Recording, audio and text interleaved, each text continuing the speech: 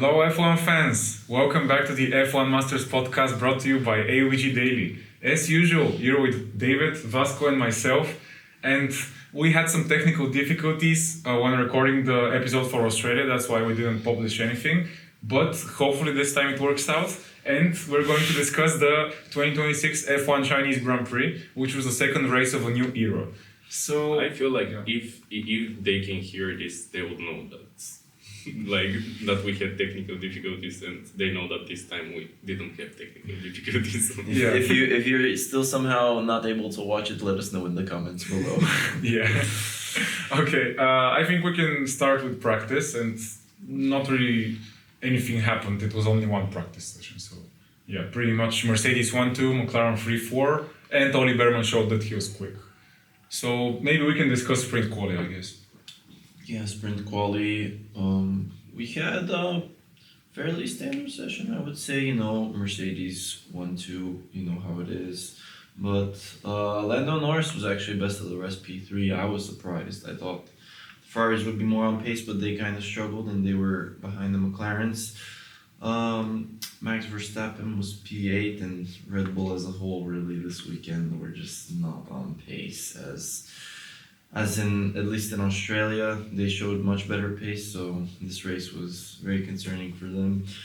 And yeah, pretty much sprint qualifying was kind of uneventful, so we can move on to the sprint race. For the sprint race, we had George Russell winning, which set the tone for the whole weekend with really quick Mercedes cars, and this is for his second weekend in a row. And by the way, if you want long story short of the last time, yes, Mercedes fast, but Ferrari strategy. A lot of people not even starting or finishing the race. So yeah, that is the video about Australia recaptured. But actually the interesting part was that we had 2 and 3 for Leclerc and Hamilton, which set the expectations for probably some kind of a battle during the actual race.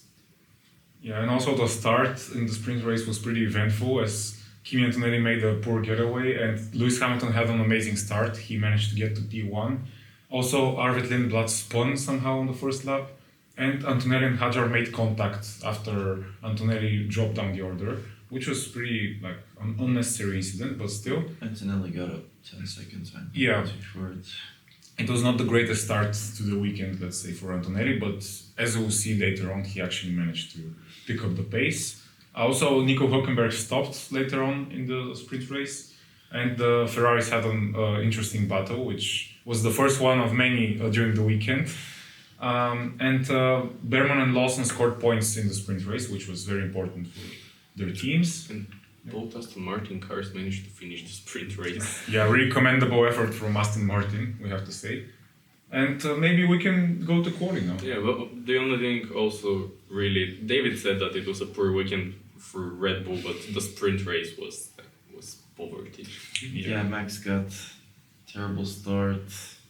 Hadjar was kind of, got nowhere to be hampered seen by the incident with Antonelli, and they failed to score any points in the sprint race, so that was not a good start to the weekend for them. But in qualifying, now for the main race, we had, I would say, similar pace, although the big news was George Russell stopping on track in Q3, and there was potential concern that he wouldn't be able to complete Q3, but they managed to reset the car on track and he got going again. But even with that incident, he only managed P2, as it was Kimi Antonelli that took pole position. First time in his career, the youngest ever in F1 history. And the results were pretty straightforward. You had the Ferraris right behind, then you had the McLarens right behind them. And then you had actually Pierre Gasly, P7, very impressive pace from him. Some other notable things that happened were Gabriel Bortoletto's crash at the end of Q2.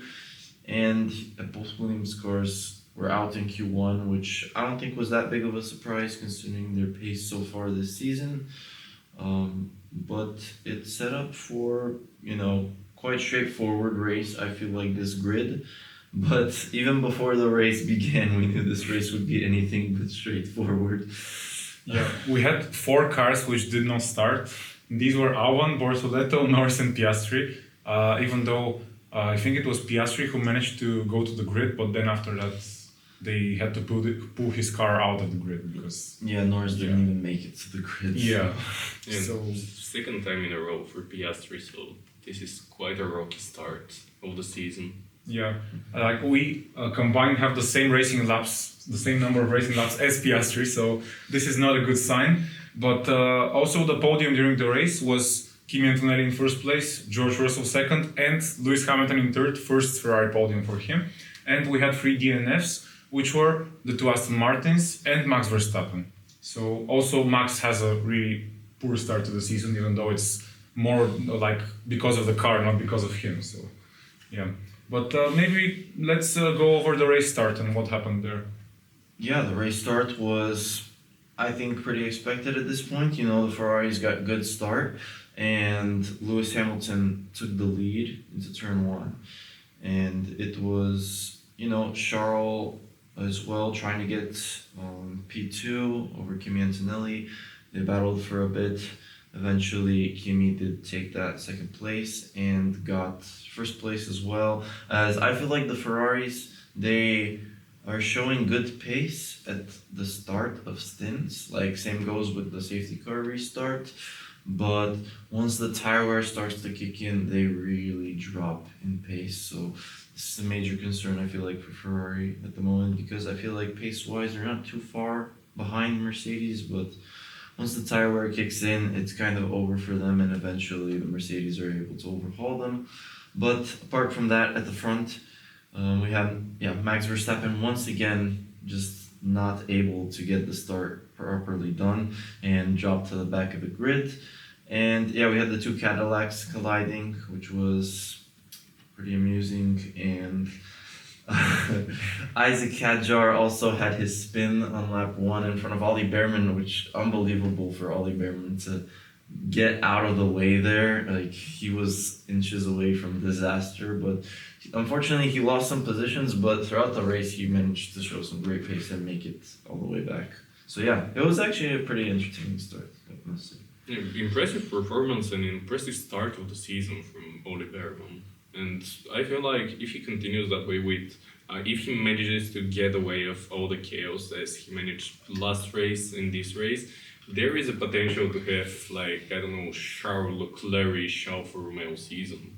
Yeah, indeed. Like, he's very strong. His car is actually good this year. The engine is good. So yeah, I think for now he's really looking as if he's going to be best of the rest this season. I feel like, you know, maybe his main competition would be Pierre Gasly, something similar. Yeah, this was like what we were saying in our predictions as well. So good to see that some of the things we predicted are looking accurate. But We'll see. yeah. We've seen only 2 races. Yeah. As we've known from this podcast, like, every time we make a prediction, it backfires. So, like, now we're like, oh, Gasly and Behrman, and they, like, I don't know, they have 5 straight DNFs after this podcast. Yeah. What was an interesting moment in the race was when the safety car came out for Lance Stroll, and it kind of shook up the race because we had these hard tire runners like Colapinto and Ocon that did not pit, whereas the others did, and it caused for some, I would say, interesting battles. And honestly, I was impressed by Colapinto in P2 and actually making some good defense, and people were struggling to overtake him. So I was impressed by his driving, and I feel like this moment definitely set up the race for Kimi Antonelli to basically coast to victory. Whereas we also had George Russell was actually struggling at the restart, and the Ferraris overtook him. They seemed like they were going through traffic much easier than him, but you know, eventually Russell started to get going, and they got ahead of the midfield runners, and then the Ferraris decided to just overtake each other until the end of the race, and George Russell was stuck behind them for a moment, but eventually broke through them, and the Ferraris still continued fighting over that final spot on the podium. And it was looking like Leclerc was going to get it, but then made a big mistake in the hairpin, and Lewis Hamilton managed to sneak through and eventually secure his first podium for Ferrari finally, the Finally. curse is over. But yeah, what are you guys' thoughts, I guess, on this whole situation really with the safety car and how things turned out after that? Well, I feel like it was a really, I don't know how to put it, but unexpected moment. But first of all, I want to acknowledge the Ferrari speed, and I was quite surprised that for a second weekend in a row we saw really competitive Ferrari, and also really great performance from Lewis, because before the season started I was like, oh, he's washed. But still, I feel like they will not be able to catch up to Mercedes till the end of the season, but we can see some pretty interesting battles and some races that they may even be the contenders for the win. And also another thing that you said, Franco Colapinto, also quite surprised from his performance. And I feel like if he manages to keep that pace, there are good things waiting for Alpine till the end of the season. Yeah, and also we have to mention that Colapinto, like, he participated in an accident which he was at no fault for, because Esteban Ocon decided to follow Senna's rule and dive for the gap, but the gap was not there. And it no longer existed. Yeah, so it was kind of too late for him. And unfortunately for Colapinto, he suffered, like, from this crash. There was some damage, but still he managed to get points finally after his stint at Williams in 24. So a great job to him. I hope he keeps it up, because he shows this year that he can actually be competitive and battle for points, and the car is much better. So yeah, he can deliver, I feel like. Speaking of cars that don't seem much better, Red Bull Racing. Max Verstappen, he had, like, honestly, one of his worst races I've seen from him in a long time. Like, two races, he fails to get the start done properly. In the sprint, he fails to get into the points. This race, he kind of struggled, honestly. Like, he could not catch up to Ollie Behrman in the Haas, which was very concerning. Now, he was most probably going to finish 6th in this race, but then the engine gave up on him. Isaac Hadjar, he had a good recovery to P8, but still, like, the Red Bulls, they just looked like they were in a midfield, like, battle at all. Like, they were not close. Obviously, the top 4 were miles ahead, and difficult to judge without the McLarens in the race, but it looked like the McLarens would have had comfortable pace over the Red Bull. So, concerning pace from Red Bull. Yeah, what are you guys' thoughts on Red Bull, really, and their hopes for this season? I feel like they already know that this is not going to be their season, and for McLaren, I don't think that this thing with not starting and not finishing the races would continue forever. And they have much better engine in Mercedes, and once the things they click, I feel like they would really easily secure P3 constructors, and there can be some races where both Piastri and Lando can fight for podiums. But for Red Bull, things are not looking good. In pre-season, things were looking much better, because reliability seemed like less of an issue than it was expected. But once the season started, and we saw during the last race, Hadjar, whose engine exploded, and this time the engine gave up on Max Verstappen, and the let's say this is fine for a new engine, but the problem is that the speed doesn't seem to be there. And I don't know, there may be some races throughout the season that things would click up for them, but I feel like this season would mainly be I don't know, explorational, and Ford would try to do their best so that they can deliver a much better unit during the next season. But as the things stand now, I feel like Max Verstappen will not be really motivated till the end of the season. The car will not deliver, so it will not surprise me to see Red Bull throughout the season much closer to the midfield, rather close to the top 3 teams. Yeah, I agree. I feel like they're the 4th fastest right now. Maybe, like, at some points it even looked like they're on par with the teams in the midfield, like Haas and Alpine. Yeah, it's very concerning. I mean, let's see if they're gonna fix the car somehow, and especially the reliability, as we said, is crucial right now. So, yeah, I mean, doesn't look good for them. And one more talking point, and I feel like we would have covered pretty much everything in the race, but Aston Martin, are they going to like figure out something to at least have not competitive car, but at least car that is on par with Cadillac, which means at least finishing the race?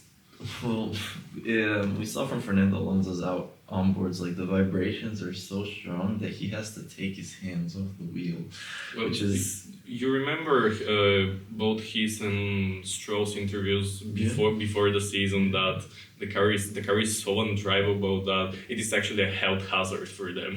Yeah. if they finish a whole race. Yeah, I actually saw reports from potentially being banned because like the FIA will not permit them to continue with such a car, which is, I don't know how you fail this badly. I mean, engine aside, like still Adrian Newey should be able to design a properly functioning car. But a lot of issues going on at Aston Martin. We've known this for a long time. Also, before we wrap up, shout outs to drivers that I feel like we haven't mentioned.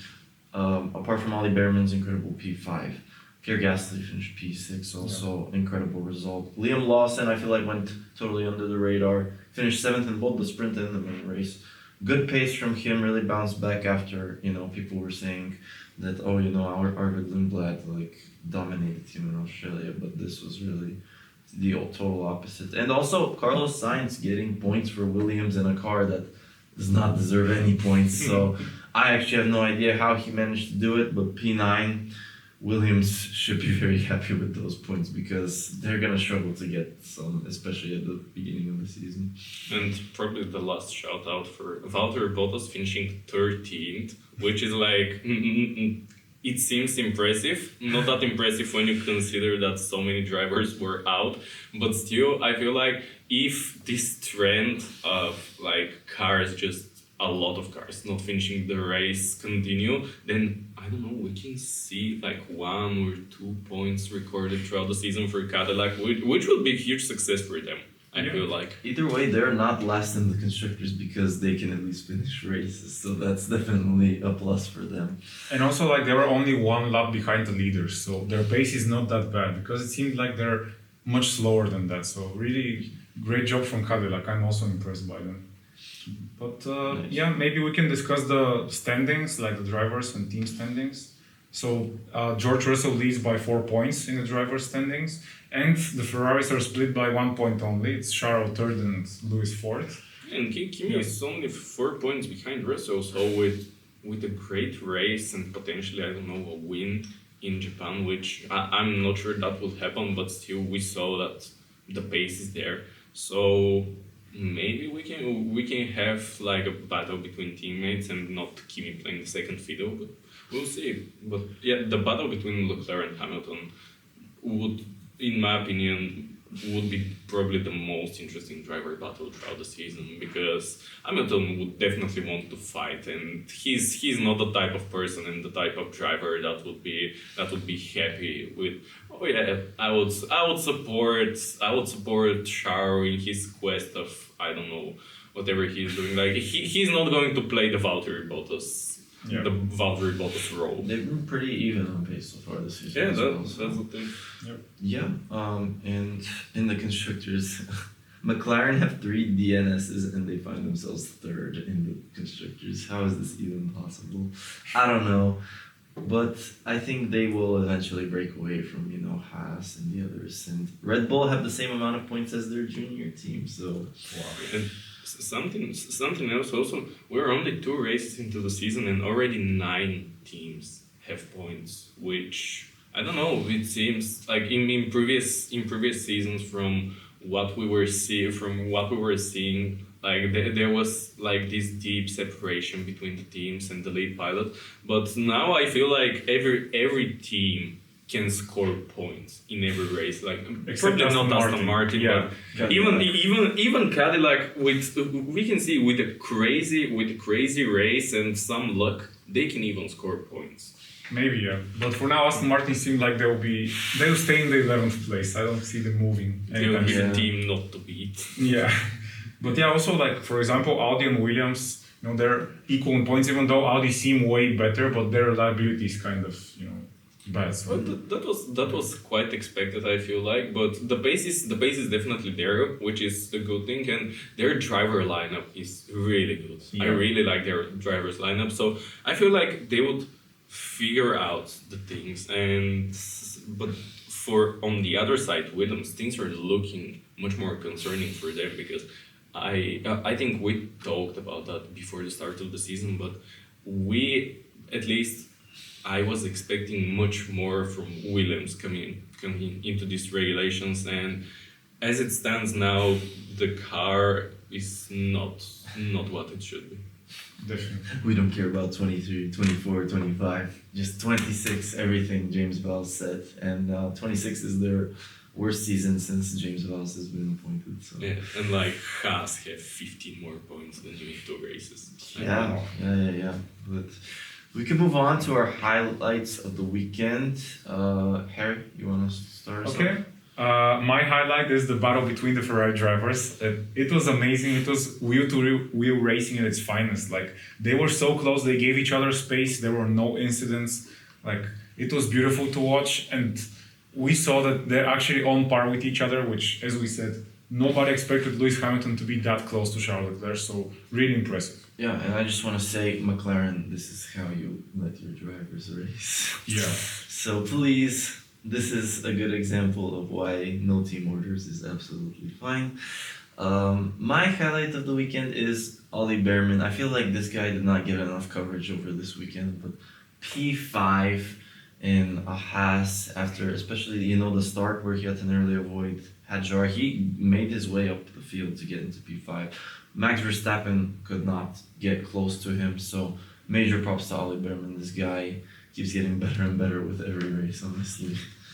And my highlight of the weekend is the same, and I feel absolutely the same way about Ollie Behrman. And I'm quite fascinated by him, and I hope that he can grow and become one of the best actually pilots on the grid.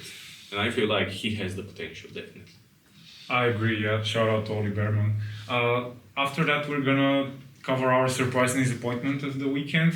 My surprise, as already mentioned, is Cadillac, because I didn't expect them to be only one lap behind the leaders and finish with both cars. So their reliability is not as bad as I thought it would be. So yeah, great job, Cadillac. And my disappointment is McLaren, because 2 DNSs, it's horrible. They need to fix their car somehow, or understand the car, the engine, because they're constantly complaining about Mercedes not giving them information. But you're not like a constructor, just deal with it. If you want information, build your own engine. Yeah, exactly. So they have to find a way to fix this mess. Yeah. And my surprise of the weekend was actually Alpine, and I feel like they're doing a pretty good job. And with Pierre Gasly 6th and Franco Colapinto managing to secure points, I feel like there are good days coming for them. And for the disappointment, toss of a coin, McLaren, Red Bull. I would say Red Bull because they're my favorite team, and I didn't go to the whole season with the expectations that Red Bull are going to win anything with the new engine and all that stuff, but at least I expected them to be solid fourth. After preseason testing, I was like, they may battle for third, and now we see that the fourth engine is not what we expected, and the performances are not there, and I don't know, it becomes repetitive, but this is not going to be our season. Yeah. I wanted to point out about McLaren that both cars did not start, and this was the first time since 2002 Spanish Grand Prix where a team has failed to start both their cars. It was minority. So it's been 24 years. This excluding the 2005 USGP, of course. But I find that crazy. That's such a rarity to happen. And to think there was an empty row on the grid. It looked so bizarre. But it is not some kind of a random team, because you expect that from, I don't know, Cadillac right now or Aston Martin to have a really off weekend. But this is probably the second biggest team in F1 history. This is crazy because this has not even happened to HRT or Kate or Marussia. Wow. So that is unbelievable that it happened to the reigning world champions. It is great. Yeah, but my surprise of the weekend, Franco Colapinto, I thought he drove an incredible race. Unfortunate with the incident, otherwise he would have gotten even more points. So props to him. And my disappointment, Red Bull just, what are they doing so far down in the standings? Like barely getting into Q3, honestly. The pace is not there. Drivers did not have good races, either one of them. So I expect more from them, and I think Japan is another track they'll struggle on. I think after that, those 5 weeks, as it's been confirmed that we won't have Bahrain and Saudi Arabia, should be a huge moment for them to figure out what's going on with this car and resolve it at the next race in Miami. So yeah. Really hard work is incoming for Red Bull. Yeah, it's like a mini winter break almost in a way. So big opportunity for a lot of upgrades on the car. So yeah, let's move on to our predictions for China. So Harry, what did you have? I had Aston Martin to complete at least 80% of the race distance with one car. I won't talk about this. No need to. And Ferrari sprint win. I mean, this one was more realistic, but still, Mercedes are too fast. I mean, let's be real. And my predictions for Japan. First one, Oscar Piastri to finish in the top 6. So this is bold because he hasn't finished the race. He hasn't started the race. And now I predict him to finish in the top 6. Let's see how this goes. And my second one, exactly 3 DNFs. And I'm not betting on this, but still I feel like... You just roll the dice. Yeah. Let's say it this way. And for my predictions, I predicted at least one Aston Martin car to finish the race. That was bad. Indeed, that was bad. And my second prediction was that Charles Leclerc would win the race, and we've been recording this podcast for I feel like for 3 years now. Yeah. And every time that I have predicted Charles Leclerc to win, he has never won. And he usually, when I predict that, he's not even on the podium. And this was like I don't know. This is a streak. This is. So, note to self, please. This is an F1 heritage. Stop predicting Charles Leclerc wins. Okay, and now for this week's predictions, I would change the idea a bit. And my prediction is that George Russell would win a Grand Slam. So, congratulations, George Russell, on not even starting the race. And my second prediction is Isaac Hadjar to go on the podium. Really bold. Congratulations, Isaac Hadjar, on not even participating in the quali session. When you say George Russell winning a Grand Slam, you mean like Wimbledon or like US Open? Yes, something like that. Yeah, I can see that. Yeah, and also, I don't know, finals MVP. Did you see that he is a Wolves fan? That explains a lot. That explains a lot. My predictions for China were Lewis Hamilton podium, first podium. Good job. Ferrari, he got it. Let's go. And the other one was Audi double points. Gabriel Bortoleto did not even go out of the pit lane. So that was over before it began. My predictions for Japan, not a Mercedes 1-2. I don't care. It's not happening. If it's 1-3, still that's a success for me. And I think there is a chance for like one of them to trip up in some way. So, We'll and see. reliability concerns we saw with George Russell. So you never know. And my other prediction, which seems impossible at this point, but no DNSs. All 22 cars will start the race. If this happens, I should honestly like celebrate it as a Ferrari championship because there is no way that this is happening. But Yeah, you so never know. Congratulations on all 22 cars not go. starting the race. Yeah. Okay, I like our predictions for next time. They're pretty bold, pretty fun. And before we wrap up, we did it in the last episode, but it wasn't published. But once again, shout out to Nikola Tsov for his amazing performance in Australian Formula 2. And we believe that he is a championship contender and he will fight till the end in Formula 2 this season. Amazing. A lot of love from the F1 Masters podcast. He's got that championship in the bag. Indeed. Yeah. So pretty much, yeah, this is all for today from us. We're looking forward to the next episode. Till then, like, subscribe, and follow us on AUBG Daily on Instagram and Facebook. And stay tuned for more of our content. Thank you, and remember, If you no longer go for a gap that exists, You're no longer a racing driver.